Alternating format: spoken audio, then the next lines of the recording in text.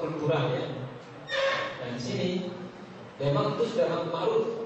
Maksudnya salah satu keistimewaan dakwah Wali Songo itu adalah dakwah kultural.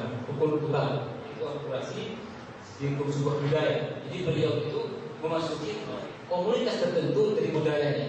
Kayak kemudian berdakwah melalui pewayangan sampai di Jogo, kemudian gamelan, kemudian dari tidur dan lain sebagainya. Dan ini yang kita tanyakan tadi, apakah kita tidak memungkinkan sekarang, tidak memungkinkan untuk berdakwah seperti itu? Memungkinkan sekali untuk berdakwah seperti itu. Tapi antum harus benar-benar mempelajari dulu. Jangan nanti memungkinkan. Tentunya kalau dulu berdakwah melalui wayang Wali Songo, karena kita sebuah cerita ketika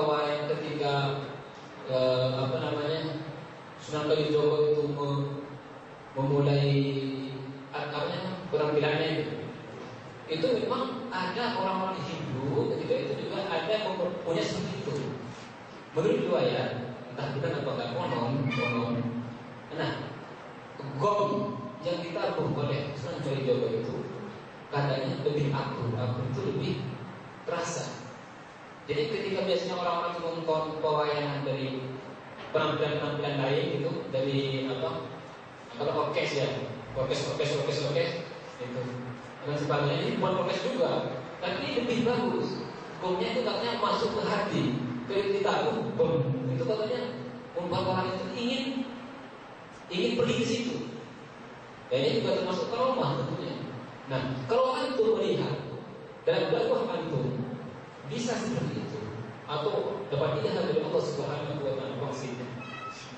Tapi jangan dari setan maksudnya. Silakan tidak apa-apa. Itu antum, dan itu halukum, halukum. Maka di sini kita melihat hasilnya. Hasil dari itu kita gimana gitu. Ketika kadang-kadang ada sebagian kelompok yang menyatakan Wali Songo begini menyalahi aturan, menyelesaikan sebagainya, kita lihat hasilnya. Kalau bukan beliau, mungkin sekarang kita tidak pernah mengenal budaya Islam. Nah ini kita lihat. Nah kadang-kadang kita sesuai dengan ini, tapi kita tidak punya hasil apa-apa. Malah kita omongan kita yang sebelumnya dianggap enggak dianggap. Jadi kan berarti tidak berhasil dakwah kita. Nah gitu. Jadi terserah kalau punya hal seperti itu, ahwalukum ketemu ila dzalika. Atau yang apa?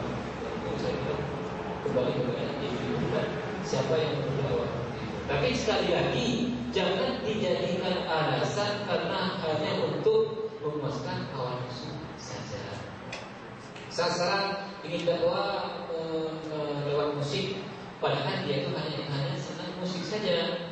Bukan dakwahnya itu berdua, tidak hanya bersatu itu. Kemudian saya begini, padahal hanya itu menuruti hawa aku. Jangan. Makanya kembali kepada hati nurani antum sebenarnya. Apakah antum bisa membedakan ini dari hawa, apakah ini dari Allah Subhanahu wa Ta'ala? Kalau dari Allah, menjadi istighfar, tafadhol. Jangan taharruk.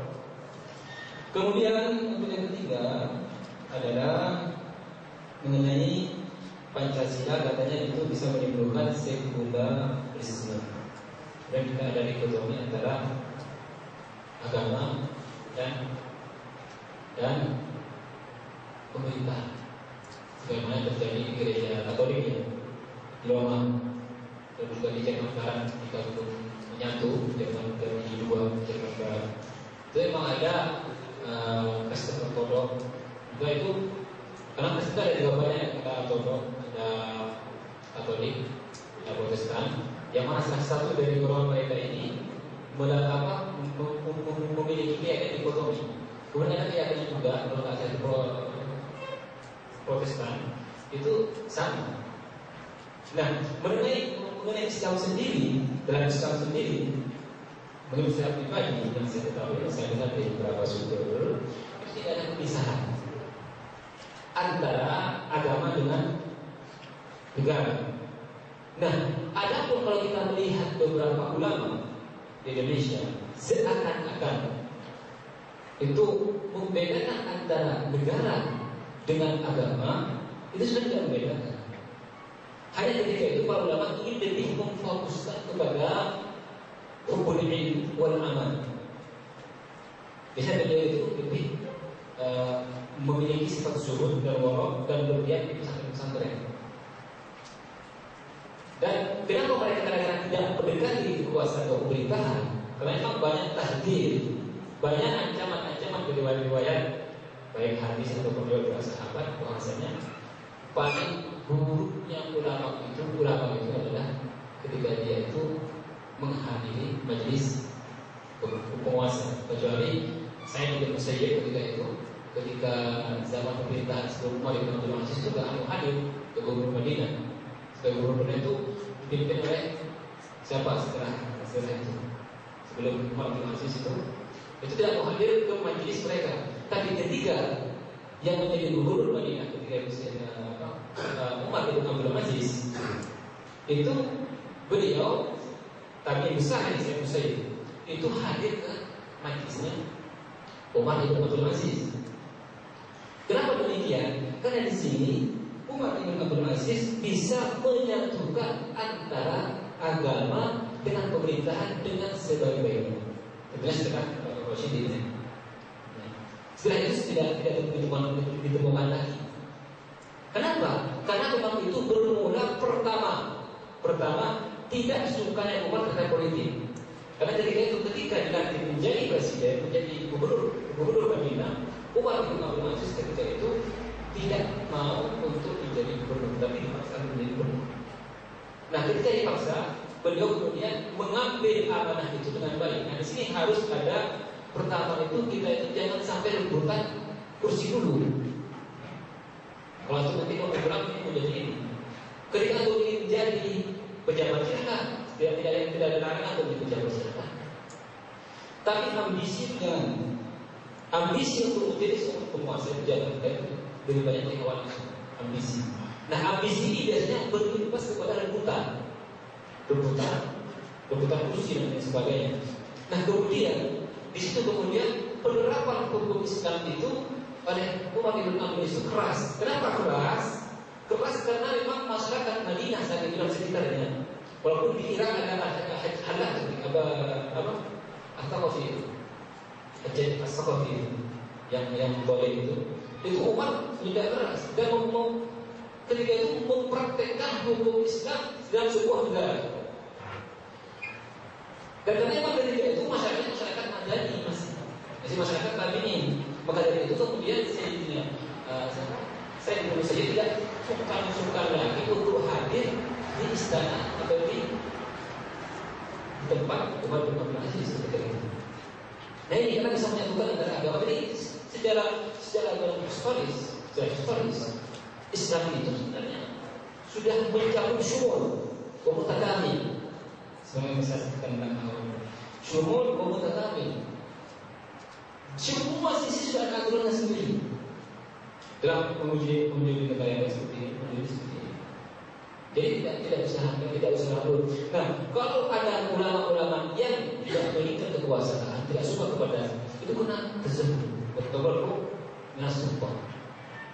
Karena takut ancaman menjadi ulama sufi. Dan karena memang khusus saat ini, ketika orang sudah berdekatan dengan agama, dengan politik, dengan kekuasaan, itu lebih banyak terjerumusnya daripada selamatnya. Makanya untuk menyikapi politik, antum itu bagaikan api, tahu api? Antum api, politik api.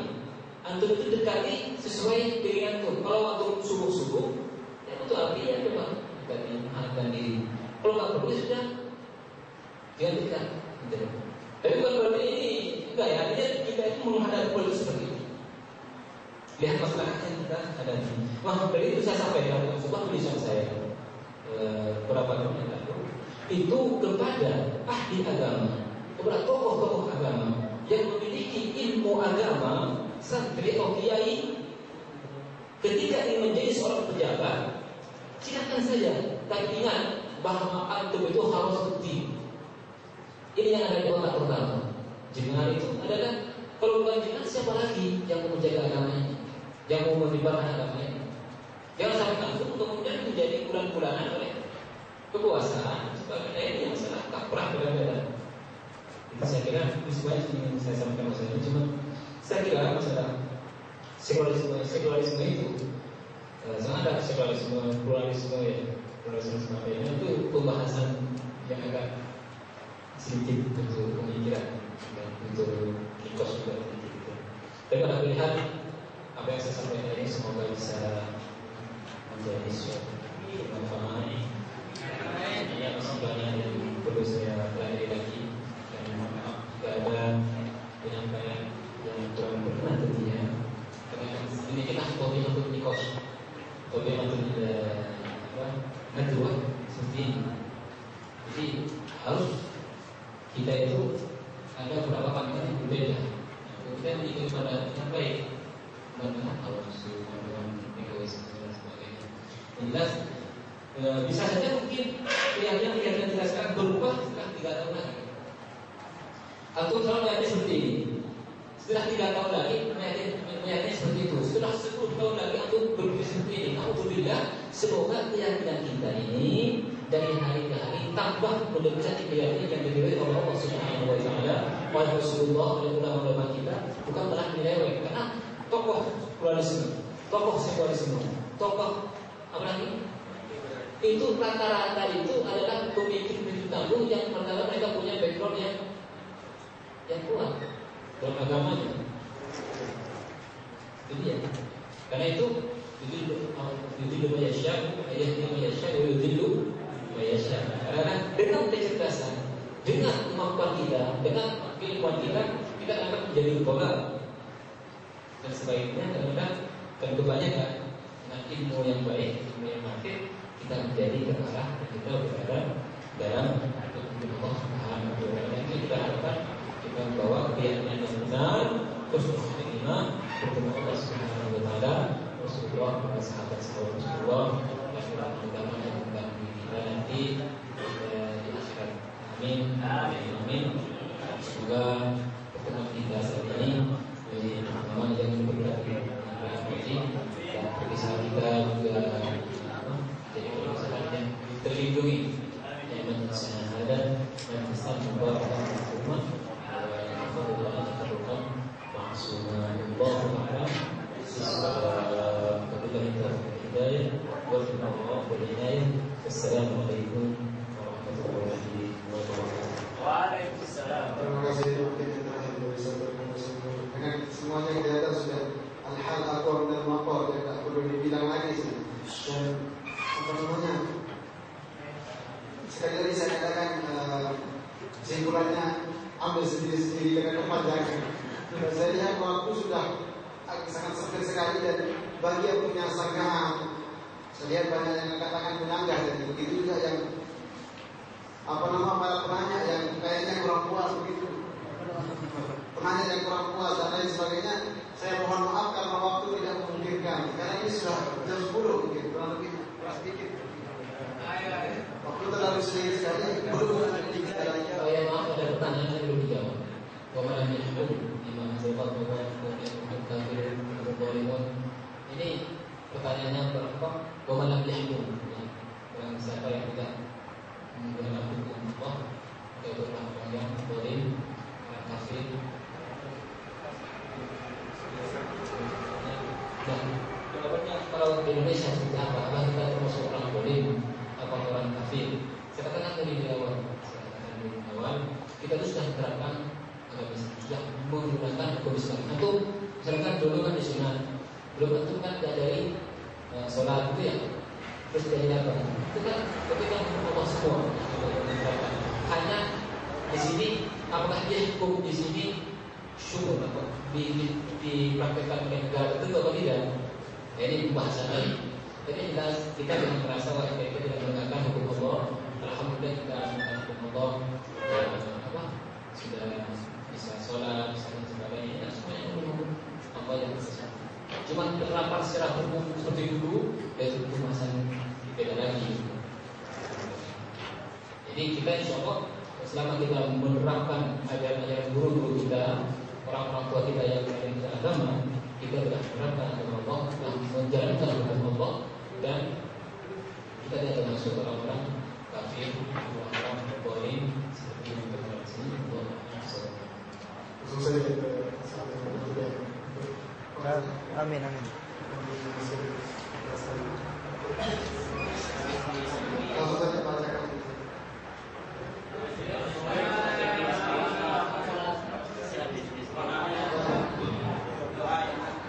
Sekali lagi ada sedikit-sedikit.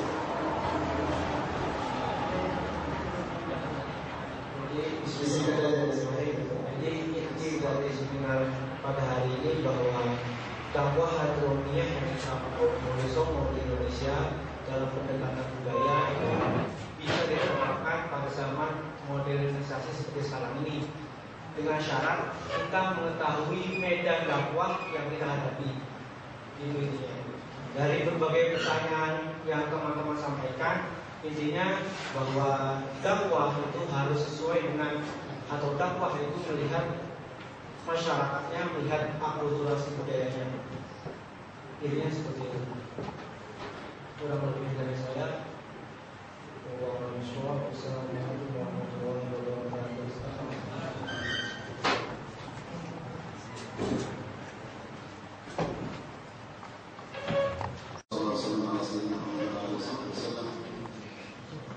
هذه الليلة يسعدنا ويفرحنا ويسر قلوبنا ظهور الحبيب طه بن علي الحداد من نائب السفير القنصلية الكينية ومن تلاميذ الحبيب العلامة أحمد بن طه المشهور الحداد رحمه الله وينفعنا بأسراره وأنواره.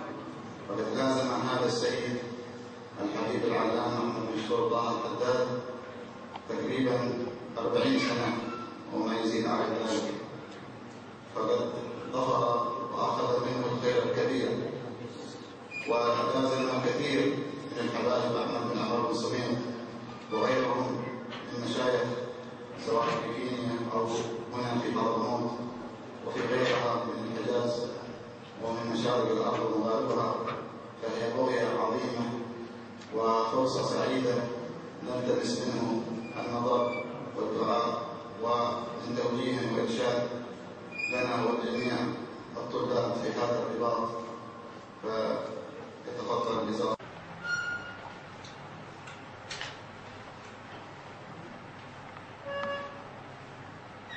بسم الله الرحمن الرحيم. السلام عليكم ورحمة الله تعالى وبركاته. وعليكم السلام ورحمة الله وبركاته. تكسر بهذه الليلة المباركة بالاجتماع منكم في هذه القاعة المباركة على خواتم شهر ربيع الأول، والآن دخلنا بربيع الثاني، ولا نزال من ذكر المصطفى صلى الله عليه وسلم. تهنئ لنا وهنيئا لكم وحضوركم وتعلقكم بالمصطفى الحبيب، كما لا يكون أخذكم كما أنتم. تفضل يا شيخ. أن نحن مقيمين في أفريقيا والحمد لله. زيارتنا لكم ولليمن استمرت في كل سنة، لأن مرينا على هذا الرباط المبارك عدة مرات والتقينا بكم أو من سبق قبلكم في هذا المكان المبارك. فالإخوة بما شاء الله أتخذوا من أساتذتكم ومن مشرفيكم ومن قائدين الأخبار من أحسن ما يكون، وبارك الله فيكم وفي تعليمكم. خلت بلدانكم البعيدة عن إندونيسيا وأتيت إلى اليمن لطلب العلم.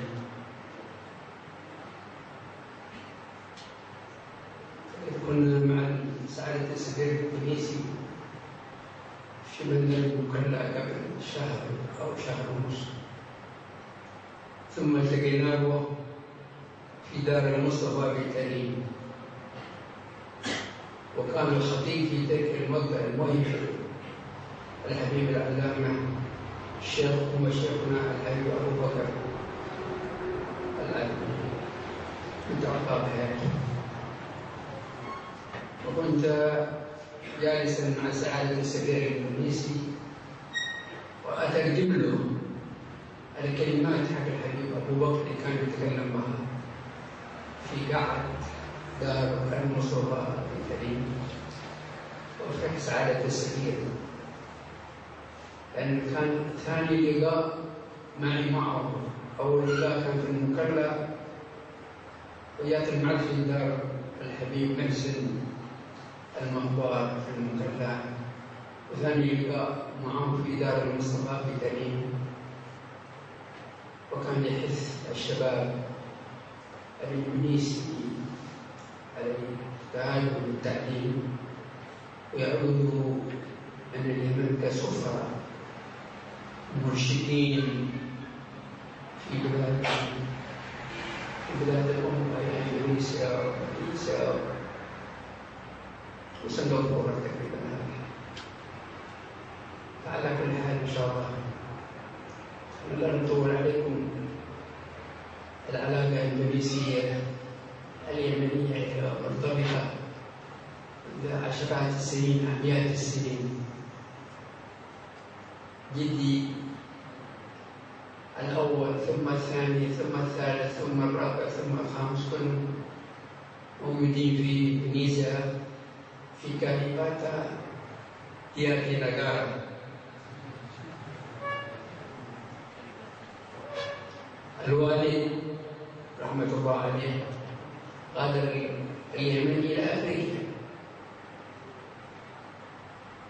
وأخو عمي غادر اليمن إلى إندونيسيا. لا شك أن والد جدي موجود في إندونيسيا، أحبابتي إندونيسية، ولكن العلاقة كانت مرتبطة. ولهذا وقد كنت مع الحبيب أحمد مشهور مطالع الحداد في كرتا في كويتان، مجلس الحبيب العلامة علي بن الرحمن الحبشي مع ابنه المرحوم الحبيب محمد بن الحبشي. فكنا في زيارة سنة 1977 ميلادي إلى إندونيسيا، فأول مجلس نحضره كان يوم الأحد للحبيب محمد بن علي. فطلب الحبيب محمد بن علي من الحبيب أحمد أن يكون بس في المنبر هكذا لكي الأخوان الإندونيسيين ينظروا إليه يرون صورته. قال الحبيب علي محمد رحمة الله عليه: الحبيب أحمد الآن تكلم وأنا ما تكلم، أنتم انظروا إليه. فنحن نقول لكم يا أولادي نحن رأينا ما رأينا وأنتم انظروا إلينا، لأن نحن نظرنا إلى ناس شيوخ كبار علماء فضلاء، وإن شاء الله السر باقي لنا ولكم إن شاء الله. آمين.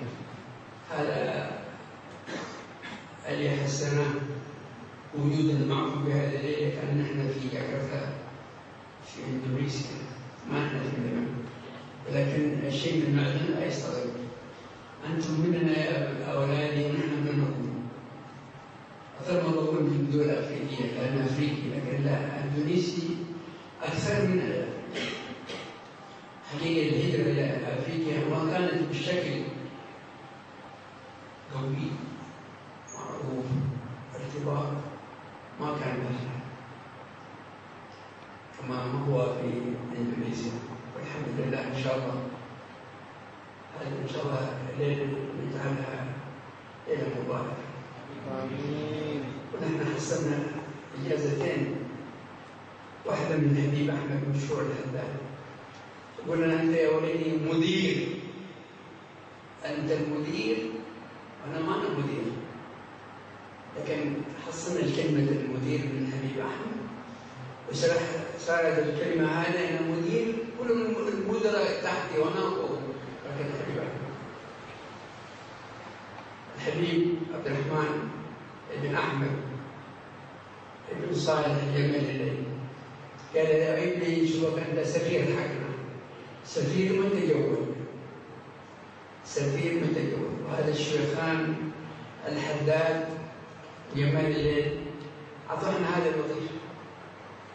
أتصدقون بدل لنا شهرين ونحن كل ليلة ونحن في جلسات من مكان إلى مكان، من مولد إلى مولد، من بلد إلى بلد.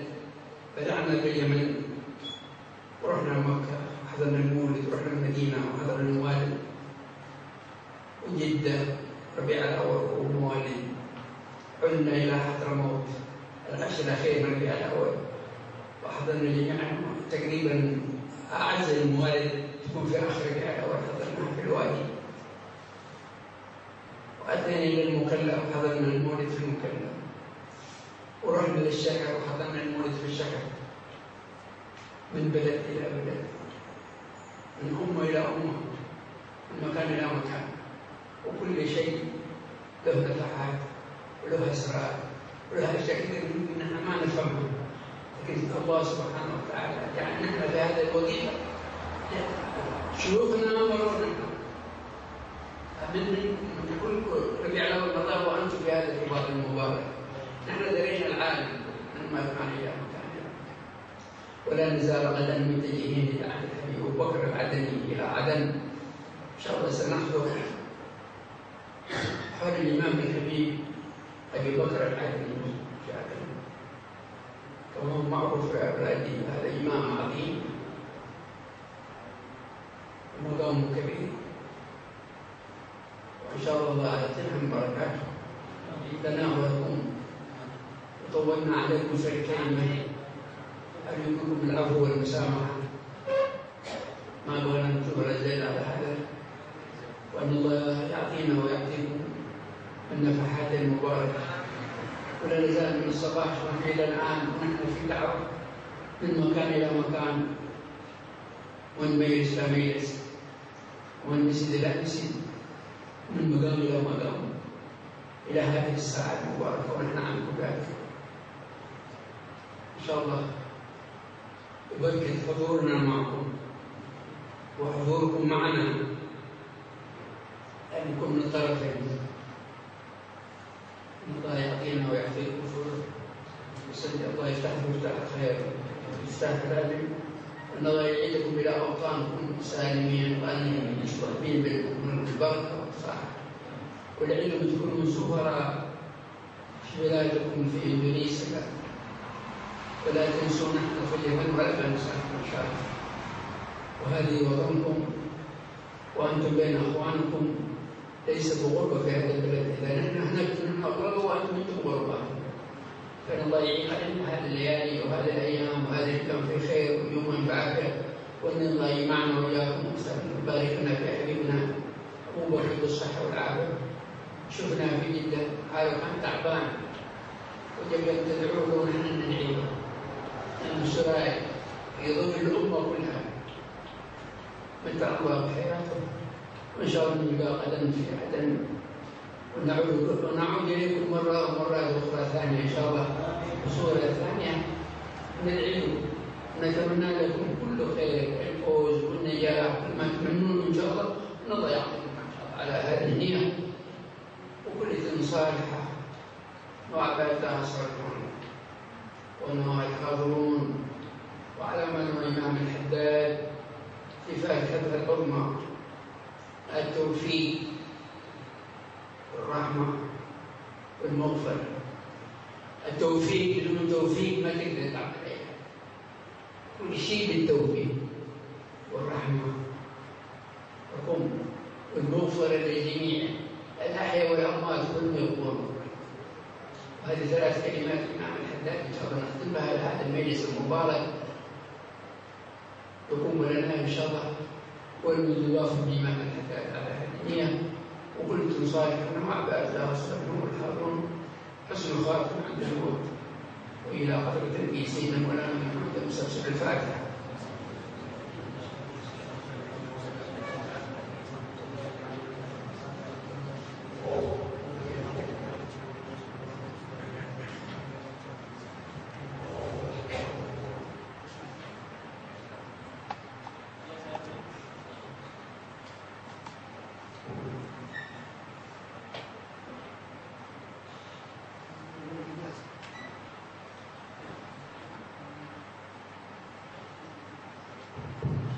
فقد طلب الشيخ بارك نيابة عنكم تكون الإجازة. الإجازة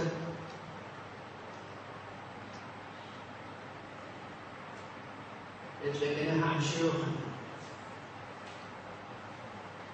إذا حصل واحد إجازة لازم نعملها، لا يحطوا في جيبه الخاص، عملوا بها وأعطوها من تحكم جائزة تسلسل من واحد إلى واحد. إذا يعطوا إلى المدرسة وحصلنا إجازة كذا كذا، حصلنا إجازة كذا كذا، أعطوها خام هي مفتوحة، والواحد يعمل بدون إجازة ما هو عمل. الإجازة هي العمل، هي المفتاح مهمة ولها واجبها ولها احترامها. إذا حبيتم الإجازة احنا تلقيناها عن شيوخ.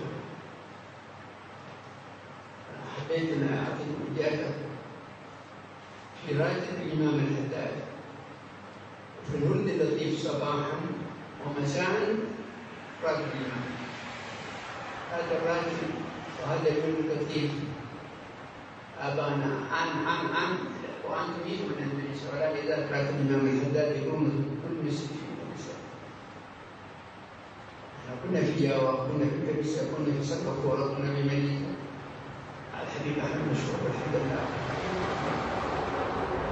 إذا صحت الإجازة من شيخ الحبيب أحمد مشهور وفاء الحداد عن الإمام الحداد عن إلى يد المصطفى صلى الله عليه وسلم. أنا عجزتكم في الراتب مساء وصباحا الورد اللطيف. جزاكم الله خير. الفاتحة إلى رأس الإمام الحداد والدين والدين على هذه النية كلكم صالحة وأعباء أصحابه الحاضرون إلى حضرة النبي.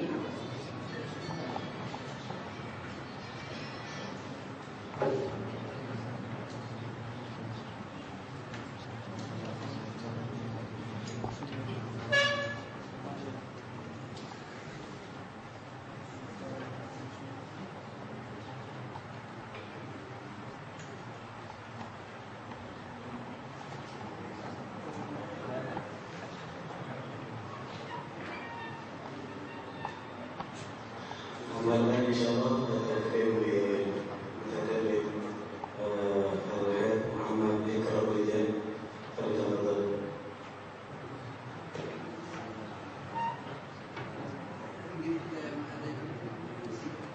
إن شاء الله di dapur umum dan yang bisa makan hewan berkaki empat, karena ada beberapa teman katanya agak bisa makan kambing, tolong hubungi saya di sini. Terima kasih. Kaki 10 ada. Ini doang.